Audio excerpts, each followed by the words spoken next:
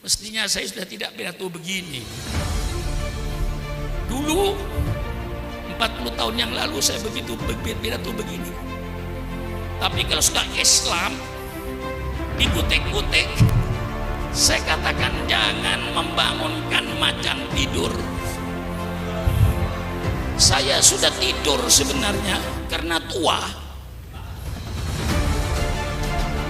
Tapi jangan coba-coba Islam itu dipermainkan. Syukur akan tampil sebagaimana dulu ketika umur 20 tahun, 30 tahun. Tangan saya masih mampu untuk nonjok-nonjok. Kalau ini sudah menyangkut soal Islam. Jadi orang yang berkata Islam tidak mengatur ekonomi, tidak mengatur politik, itu orang yang bodoh Islam. Ngaji. Jangan Islamnya cuma asyhadu an la ilaha illallah wa asyhadu anna Muhammadar Rasulullah. Tidak pernah belajar Islam, tidak pernah ngaji tafsir, tidak pernah ngaji hadis, lalu berkata bahwa Islam tidak mengatur kehidupan manusia. Itu keluarlah dari pemikiran orang-orang yang bodoh Islam.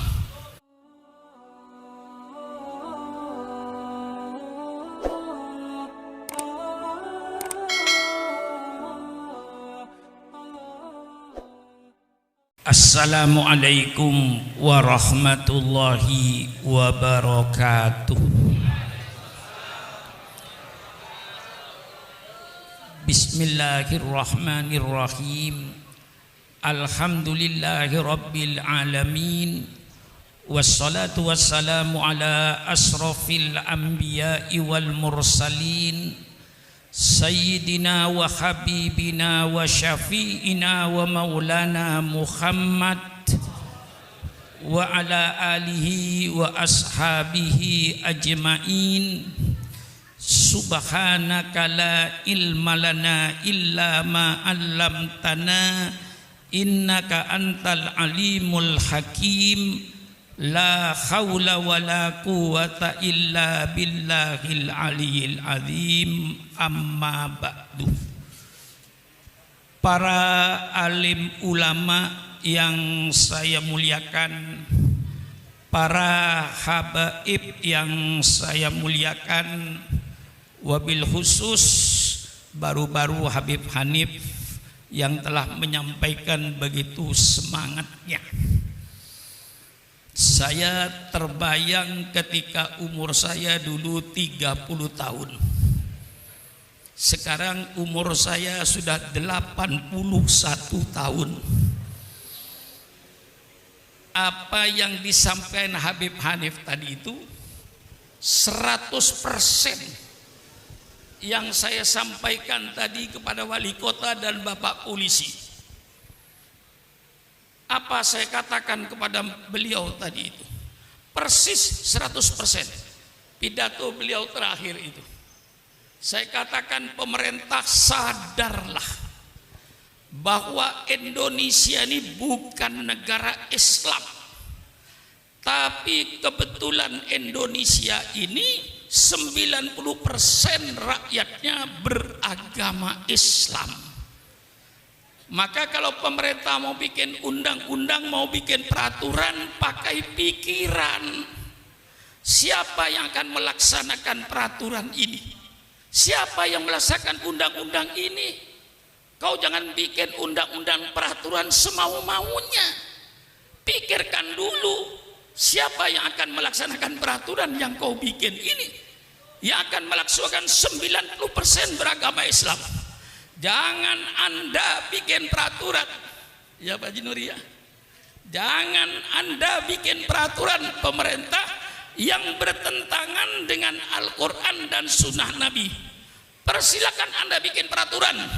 Kalau peraturan itu jelas-jelas bertentangan dengan Quran dan Sunnah Rasulullah, umat Islam siap untuk tidak mengerjakan. Persis tadi saya katakan. Nggak ada bedanya. Inilah saudara-saudara, alhamdulillah sudah dibangkitkan semangatnya tadi. Sekarang tinggal saya ngisi ilmunya. Ya, Sudah cukup tadi dibangkitkan dengan ilmunya, dengan semangatnya. Sekarang saya mau ngisi saudara. Agama Islam yang diturunkan oleh Allah terakhir sebagai penutup, itu syariat Allah dari langit sudah tumplek-blek. Bahasa Jawa ini. Ada orang Jawa enggak? Ada. Orang Jawa itu kalau sungguh-sungguh mesti kata akhir diulang. Kalau orang Jawa bilang kemarin di Jatinegara macet, enggak apa-apa, itu masih jalan. Tapi kalau orang Jawa bilang kemarin Pak Kiai di Jatinegara jalan macet, itu orang Jawa itu. Matiin mesin. Udah, nggak usah jalan, matiin aja mesin udah. Kalau sudah macet, syariat Allah diturunkan oleh Allah sesuai dengan kepentingan manusianya. Tidak diturunkan sekaligus zaman Nabi Adam. Karena diturunkan sekaligus zaman Nabi Adam, banyak yang tidak dijalankan. Zaman Nabi Adam tidak ada undang-undang nyolong. Mengapa tidak ada undang nyolong? Karena zaman Nabi Adam tidak ada orang nyolong. Mengapa tidak ada orang nyolong? Karena tidak ada orang. Selesai. Untuk apa diturunkan undang-undang nyolong? Nggak ada gunanya itu. Dunia belum dikapling-kapling. Negara saja belum ada. Nggak perlu. Nggak diturunkan oleh Allah. Zaman Nabi Adam tidak diturunkan undang-undang perkawinan sempurna seperti kita ini. Mengapa? Karena zaman Nabi Adam tidak ada orang kawin. Mengapa tidak ada orang kawin? Ya tidak ada orang. Siapa mau jadi besan? Cukup Allah kasih kemurahan. Kakak kandung kawin dengan adik kandung, adik kandung. Kalau sekarang di Jatinegara ada orang mau kawin dengan adik kandungnya sendiri, itu anak salah lahir. Mestinya lahirnya zaman Nabi Adam. Datang Nabi Nuh sempurnakan, datang Nabi Ibrahim sempurnakan, datang Nabi Musa sempurnakan, datang Nabi Isa sempurnakan dengan kitab Injilnya. Datang Nabi Muhammad, semua kitab ditarik oleh Allah. Maka semua kitab ini sebenarnya menurut Al-Quran sudah tidak ada di permukaan bumi. Yang asli menurut Islam, Injil yang asli yang firman Allah kepada Nabi Isa, bukan perkataan Nabi Isa, itu kitab Injil. Kitab Taurat itu perkataan firman Allah kepada Nabi Musa, dan bukan perkataan Nabi Musa sebagaimana Al-Quran. Al-Quran diturunkan sempurna, semua syarat Allah tumplek blek, tumplek blek, gak ada sisanya lagi sudah. Sehingga Islam diturunkan mengatur segala-galanya. Orang yang berkata, kalau boleh saya katakan kaum sekuler, yang mengatakan bahwa agama tidak mengatur kehidupan manusia sehari-hari, sehingga agama dipisahkan dengan kehidupan manusia sehari-hari, itu menunjukkan orang itu orang yang tidak mengerti Islam. Kalau dia mengerti Islam dan mengerti syariat Islam, tidak mungkin dia berfaham sekularisme. Karena Islam mengatur segala-galanya, mengatur rumah tangga. Mengapa Islam mengatur rumah tangga? Jawabannya gampang. Supaya yang namanya suami, yang namanya istri, yang namanya anak mempunyai akhlakul karimah. Maka Islam bicara rumah tangga, bagaimana kewajiban suami, kewajiban istri untuk membentuk anggota rumah tangga berakhlakul karimah. Innama bu'itsu liutammima makarimal akhlak. Allah berbicara soal bermasyarakat, bagaimana kita bertetangga, bermasyarakat supaya rukun, supaya damai. Kembalikan kepada ajaran Islam, mesti rukun, mesti damai. Tetangga dengan tetangga mempunyai akhlakul karimah. Man kana yu'minu billahi wal yaumil akhir falyukim jarahu. Subhanallah. Mengapa Islam bicara soal bermasyarakat? Supaya anggota masyarakat itu bermoral, berakhlak. Islam berbicara soal pertanian. Mengapa Islam bicara soal pertanian? Supaya petani-petani itu berakhlak Islam. Jangan ngambil tanah orang walaupun satu jengkal, akan dikalungkan api neraka. Tanamlah tanah yang milikmu, jangan sampai menanam tanah milik orang lain. Nanti setelah panen apa kewajibannya? Lihat fakir miskin. Itulah sebabnya Islam bicara soal pertanian, supaya petani-petani itu berakhlak, bermoral. Mengapa Islam bicara ekonomi? Bicara soal jual beli, bicara soal koperasi. Siapa bilang Islam tidak bicara soal ekonomi? Orang yang berkata Islam tidak bicara ekonomi, itu orang yang bodoh, tidak tahu syariat Islam. Kalau dia baca Fathul Qorib, dia baca Fathul Mu'in, ada babul bai', bab tentang jual beli. Ahallallahul bai'a wa harramar riba. Ini ekonomi. Ar-rasi wal murtasi finnar. Orang yang menyuap dan yang terima suap di neraka. La ta'kulu amwalakum bainakum bil batil. Jangan kau makan harta orang lain dengan cara yang batil.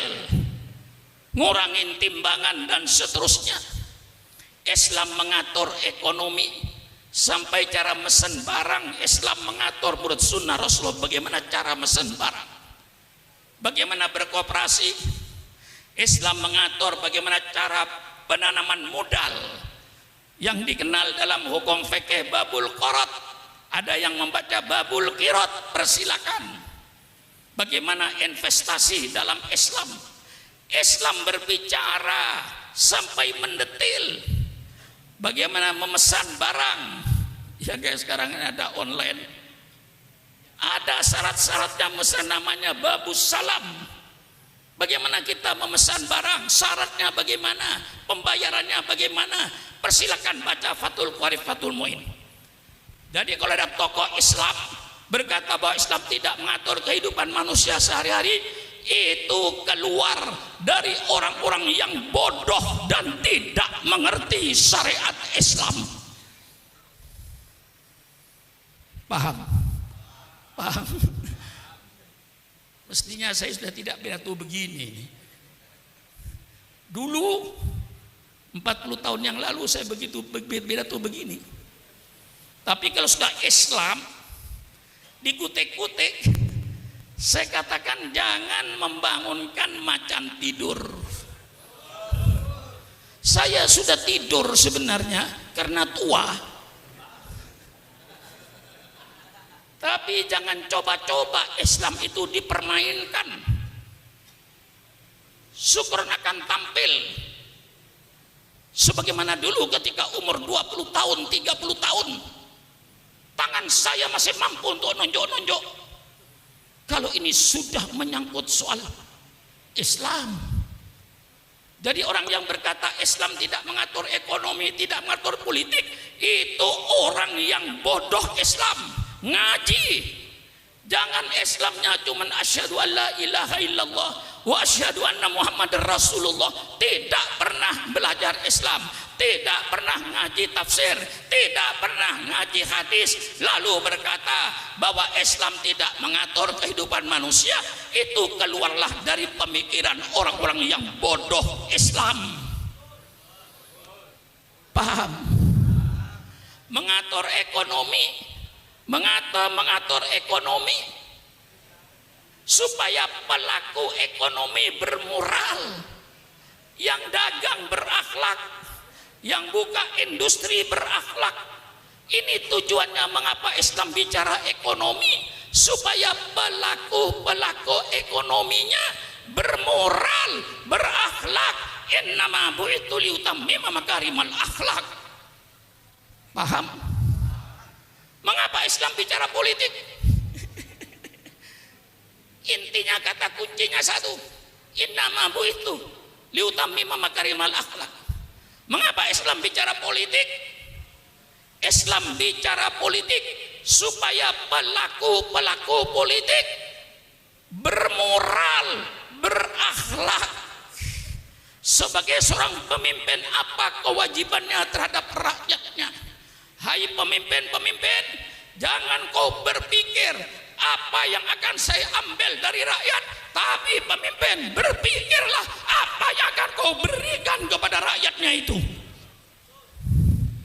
Kalau kau selalu berpikir apa yang saya ambil dari rakyat, ya gampang, naikkan semua pajak. Maka pemerintah bukan berpikir apa yang saya ambil dari rakyat, tapi pemerintah berpikir apa yang harus saya berikan kepada rakyat. Bagaimana? Bagaimana? Ngotot lagi saya ini, dipancing Habib Hanif tadi itu. Lah ini Islam. Siapa bilang Islam tidak bicara politik? Yang melarang kiai bicara politik, yang melarang ulama bicara politik di masjid-masjid, di masjid taklim adalah Belanda. Sekali lagi, yang melarang kiai bicara politik, bicara soal negara, itu Belanda. Mengapa Belanda melarang kiai bicara politik? Karena Belanda ingin menjajah Indonesia sampai kiamat. Maka Belanda melarang.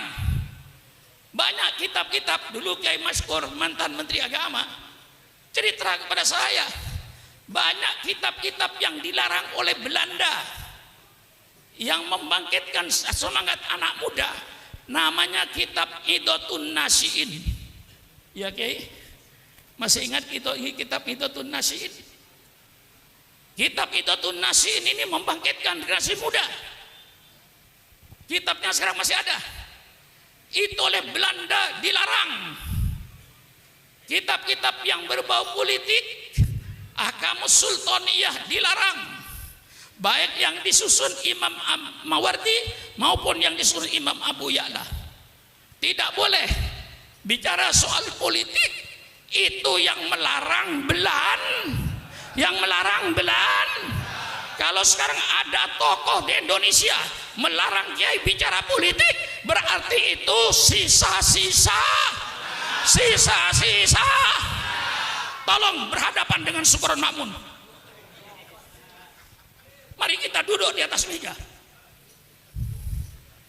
dengan damai, dengan sejuk, sambil minum kopi.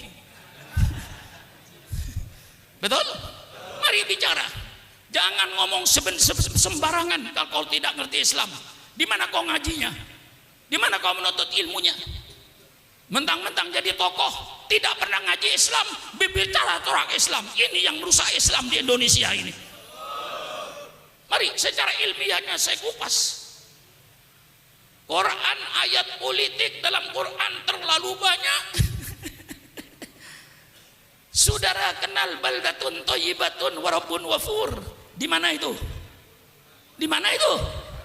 Apa baldatun thayyibatun wa rabbun ghafur? Negara yang baik, negara yang aman, negara yang damai, negara yang sejahtera. Itu dalam surat As-Saba. Itu tertulis dalam Al-Quran. Masih banyak ayat-ayat yang berbicara soal negara. Banyak. Saya kasih sebagian saja. Lau anna ahlal qura amanu wattaqau la fatahna alaihim barakatim minas sami walakin dzakadzabu fa'udnahum bima kanu yaksibun. Ini ayat bicara politik negara. Seandainya penduduk negeri ini beriman dan bertakwa kepada Allah, pasti kata Allah, saya bukakan keberkahan dari langit. Hujan turun berkah, bukan angin puting beliung. Hujan turun berkah, bukan banjir bandang. Hujan yang membawa keberkahan. Kami buka keberkahan dari bumi. Buah-buahannya tumbuh, padinya tumbuh, jagungnya tumbuh yang subur. makmur. Lau anna ahlal qura amanu wattaqau. Ini ayat menyebut suatu negara. Wa daraballahu mathalan qaryatan kanat aminatan mutmainnah ya'tiha rizquha rawadan min kulli makan fakafarat bi an'amillah fa'adaqallahu libasal ju'i wal khawfi bima kanu yasnaun. Ini ayat politik. Allah memberikan satu contoh negara yang aman, negara yang tentram. Mengapa aman tentram? Karena keadilan. Allah datangkan rezekinya yang berlimpah ruah dari segala penjuru. Negara ini yang menjadi cita-cita setiap manusia. Negara seperti di Quran ini yang diharapkan oleh semua manusia. Tapi apa yang terjadi? Fakafarat bi an'amillah.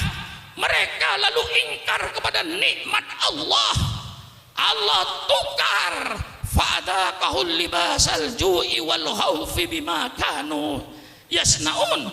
Allah tukar rezeki yang berlimpah ruah dengan kelaparan. Berapa banyaknya bangsa Indonesia sedang lapar hari ini. Subhanallah, subhanallah. Allah tukar keamanan dan ketenangan dengan kegelisahan. Lihat sekarang ini di Irian, di mana-mana tempat. Subhanallah, subhanallah. Allah bicara negara, malah Allah menceritakan lagi bagaimana Allah cara menghancurkan suatu negara.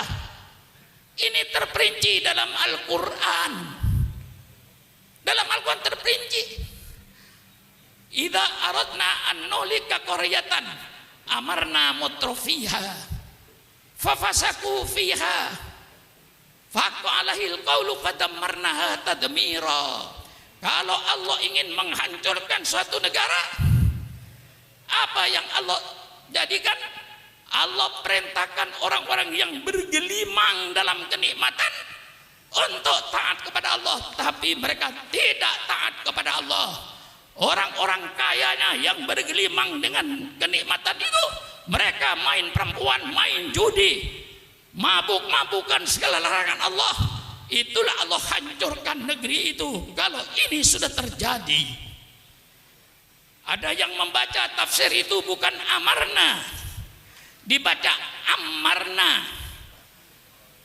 Kalau Allah ingin menghancurkan suatu negara, maka Allah jadikan pemimpin negaranya itu orang-orang yang bergelimang dalam kemewahan.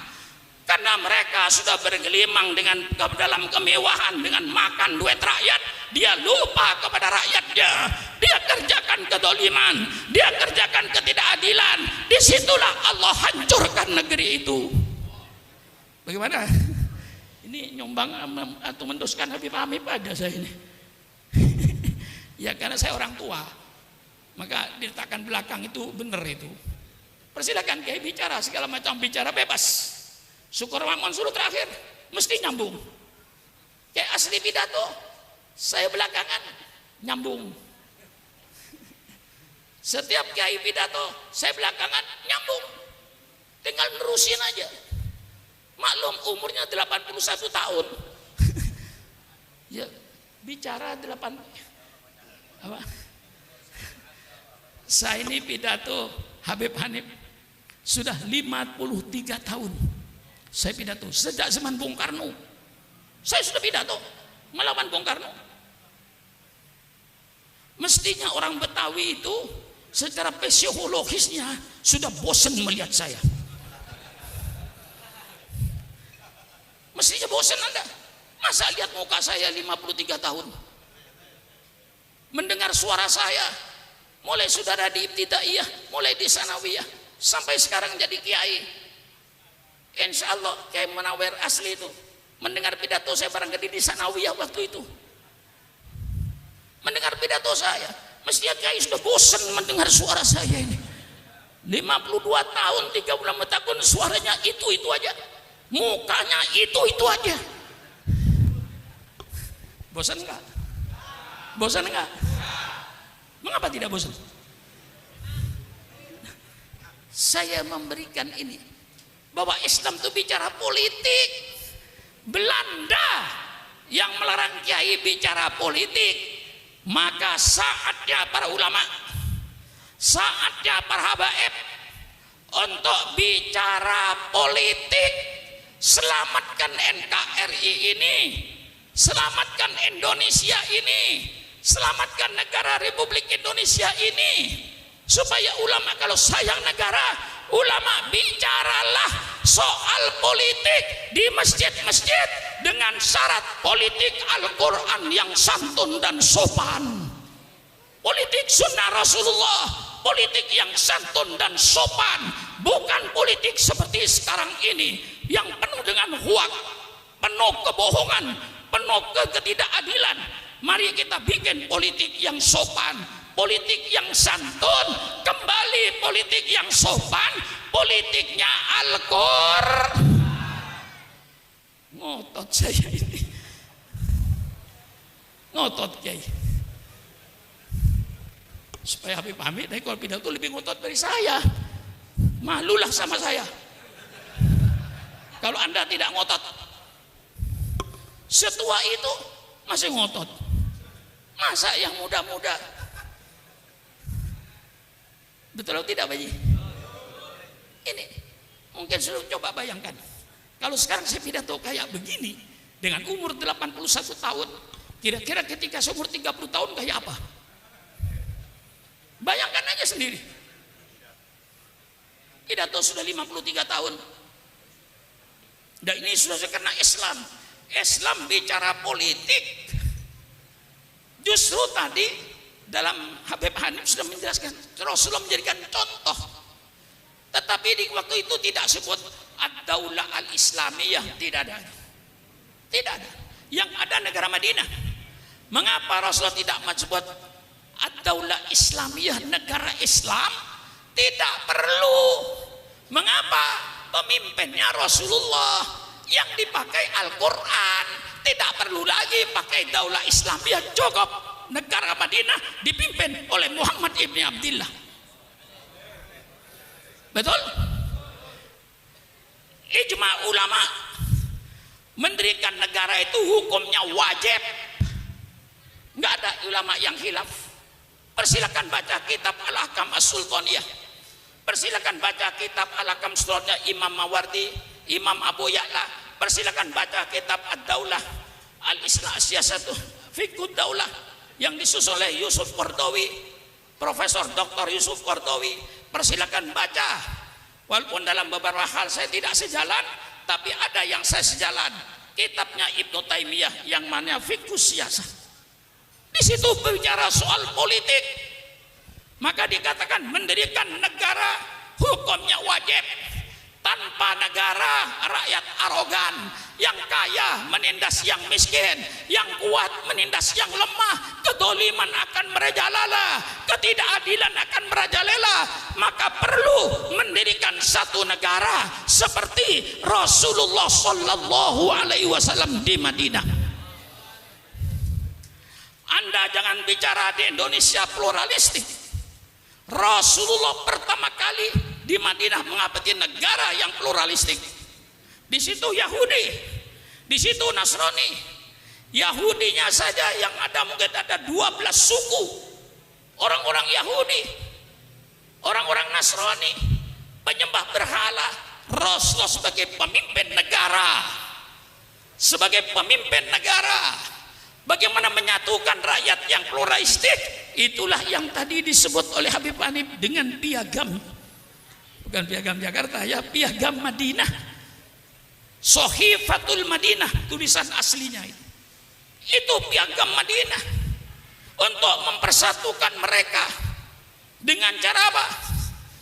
Ya banyak pasalnya, itu mungkin ada 25 pasal itu Habib kalau dibaca semua, tapi sambil intinya, substansinya. Orang Yahudi bebas dengan agama Yahudinya, menjalankan agamanya. Orang Kristen dibebaskan menjalankan agamanya, tidak diganggu. Mari kita bersaudara. Kalau ada musuh dari luar, kita bersatu antara Yahudi dengan Islam melawan musuh dari luar. Karena kita merupakan satu negara Madinah. Biaya bersama sama-sama keluar biaya di antara, tapi peraturan pokok di situ ada.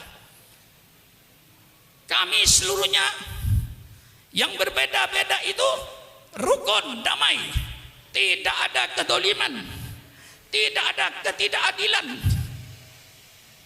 Di situ intinya. Siapapun yang berbuat dolim, ya Yahudi ya orang mukmin sama saja kena hukuman.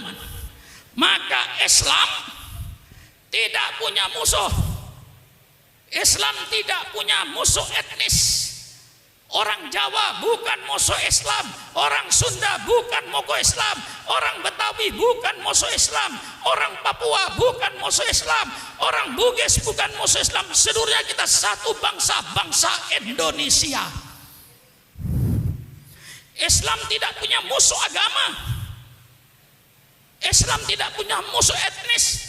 Saya nyatakan musuh Islam. Terus apa tidak? Terus apa tidak? Musuh Islam bukan etnis. Musuh Islam bukan agama selain Islam. Musuh Islam bukan pemerintah. Musuh Islam adalah kedoliman. Musuh Islam adalah kemungkaran. Musuh Islam adalah ketidakadilan. Siapapun yang tidak adil, siapapun yang dolim, siapapun yang menganiaya, itulah musuhnya Islam yang harus kita lawan dengan radikal. Ini saya termasuk radikal nggak kira-kira? Saya tergantung Habib Amin yang ngomong. Siapa yang mau radikal? Kalau saya berbicara perzinahan itu dosa besar, merusak tatanan keluarga, merusak tatanan keturunan. Ini dosa besar yang harus disiksa dan harus dilarang. Lalu pelacur berkata, oh ini Ustaz Surah Makmun, ini Ustaz radikal. Terima kasih. Kalau yang berkata pelacur, saya berkata lagi, minum minuman keras itu larangan agama, merusak otak, merusak pikiran, menjadikan manusia malas. Malah kalau sampai taraf kepada narkoba, daripada saya lihat badannya, lebih saya lihat kuburannya. Orang yang minum narkoba itu, lihat kuburannya saja daripada melihat orangnya. Orang yang tukang dagang narkoba ini kiai radikal. Siapa? Syukran Makmun. Terima kasih. Berarti saya nahi mungkar. Bagaimana Pak Effendi kira-kira? Benar ya?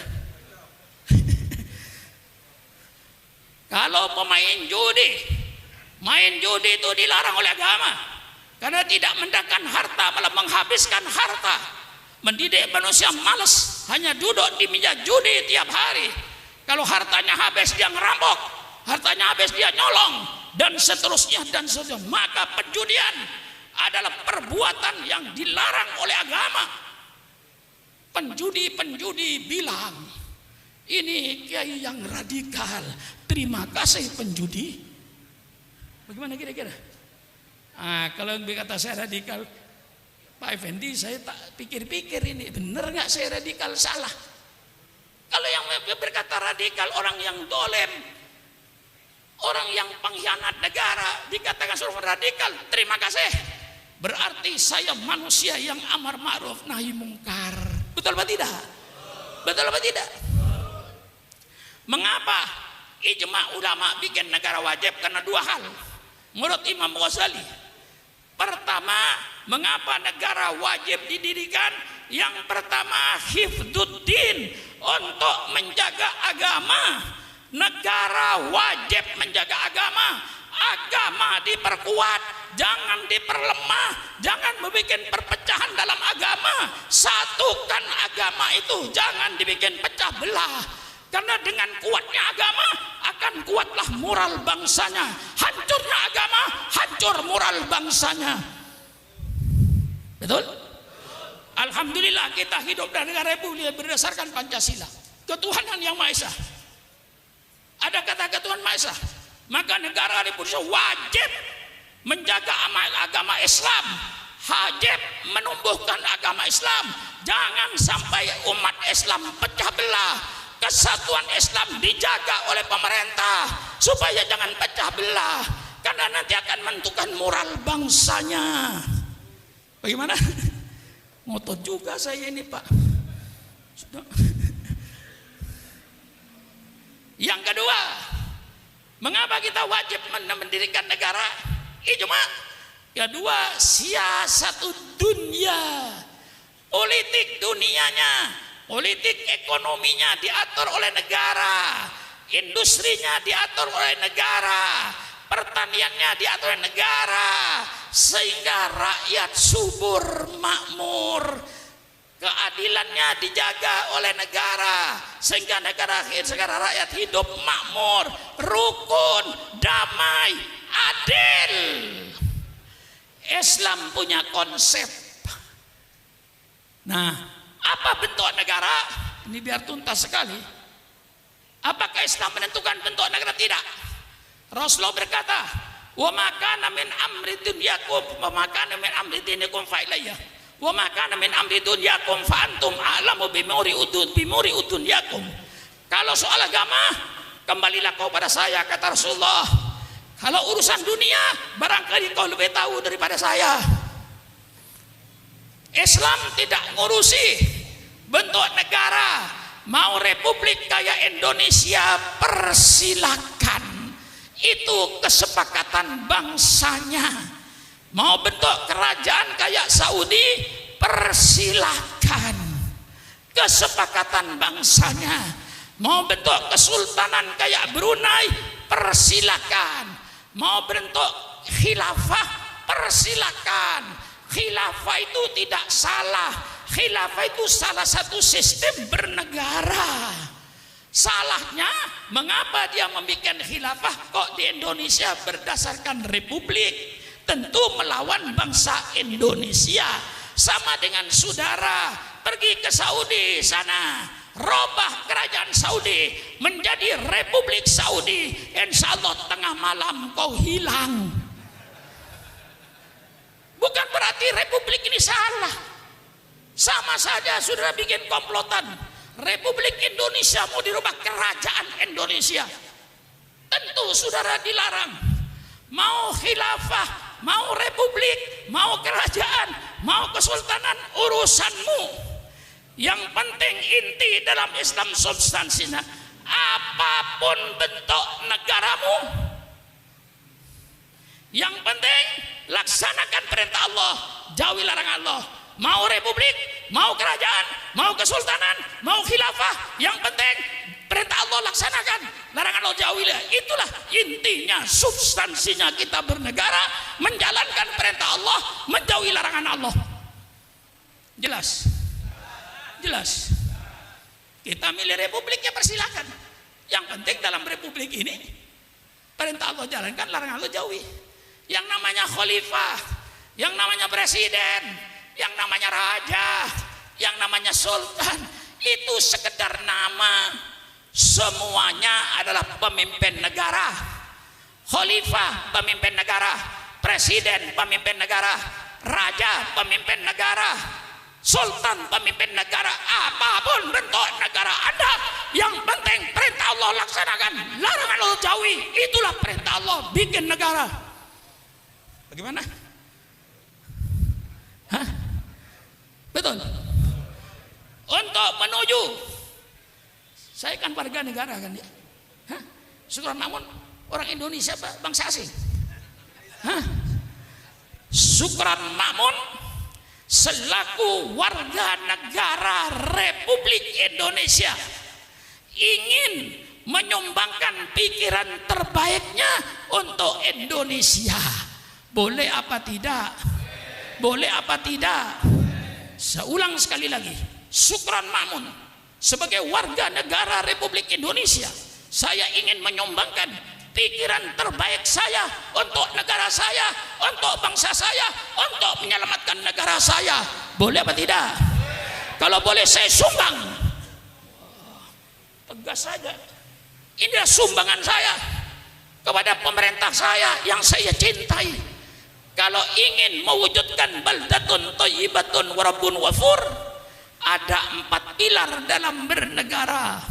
Wah, serem ngajinya hari ini. Serem ngajinya ya. Ya Pak Effendi. Ada 4 pilar untuk menuju baldatun thayyibatun wadun wafur. Yang pertama, saya baca dalam tata cara yang tadi disebut oleh Habib Hanif dalam bukunya Pemerintahan Umar ibni Abdul Aziz. Itu pemerintahan yang terbaik setelah Khulafaur Rasyidin. Maka sebagian mereka menyebut bahwa Umar ibn Abdul Aziz ini adalah khalifah yang kelima.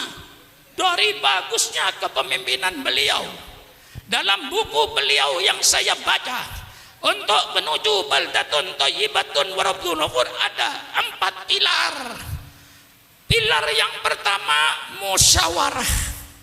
Itu apapun negara saudara, mau negara khilafah, mau negara republik, mau negara kerajaan, mau negara kesultanan, yang penting pertama kali musyawarah. Jangan mengeluarkan kebijaksanaan pribadi. Kebijaksanaan pemerintah itu sudah kumpul kabinet kerja, bermusyawarah. Hasil musyawarah itu berikan kepada rakyat, bukan kebijaksanaan pribadi menteri. Kalau pribadi menteri bikin kebijaksanaan sendiri, hancur negara ini. Maka inti bernegara itu musyawarah. Ini Islam. Fabima rahmatin minallahi lintalahum walau kunta faddan ghalidan qalbi lam faddu min haulik fa'fu anhum wastaghfir lahum wasyawirhum fil amri fa idza azamta fatawakkal 'ala Allah. Ini prinsip politik dalam Islam. Seorang pemimpin harus lemah lembut dengan rakyatnya. Jangan ada pemimpin menantang rakyat. Apa rakyat ditantang rakyat gak punya senjata? Betul apa tidak?